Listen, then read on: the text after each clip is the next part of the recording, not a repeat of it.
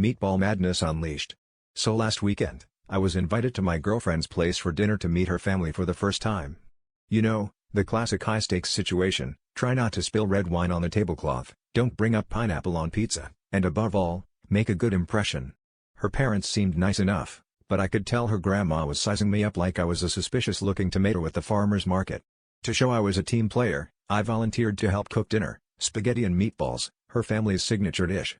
That's when her grandma gave me the nod and handed me an apron. The air suddenly got heavy, the kind of tense you only feel before a thunderstorm or a family board game night. We started rolling meatballs together at the kitchen island, side by side, but I quickly realized this was no ordinary meatball operation. Grandma was rolling at a speed and consistency that would make IKEA assembly line workers weep. She barely looked at her hands, just rolled and rolled, occasionally shooting me a sly grin. Feeling the competitive heat, I tried to keep up, but my meatballs were coming out more like lopsided meteorites than the perfectly spherical masterpieces she was turning out. The rest of her family started gathering around and cheering us on, and before I knew it, someone had set up a timer and her uncle was live streaming the contest to Facebook. Things escalated.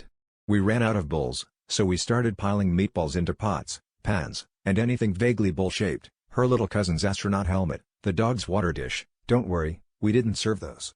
Word must have gotten out, because neighbors started showing up to watch the great meatball off of Maple Avenue. The kitchen looked like a meatball meteor shower had hit it.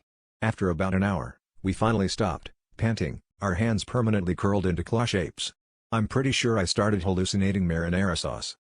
That's when her dad burst in and shouted, "Guys, the grocery store just called, they're out of spaghetti. The whole city is out." Apparently, the crowd's appetite had led to a stampede on carbs, and the local news was on its way. As for me and Grandma, we just locked eyes and burst out laughing. And that's the story of how I tried to win over my girlfriend's family, but instead, we caused a pasta panic.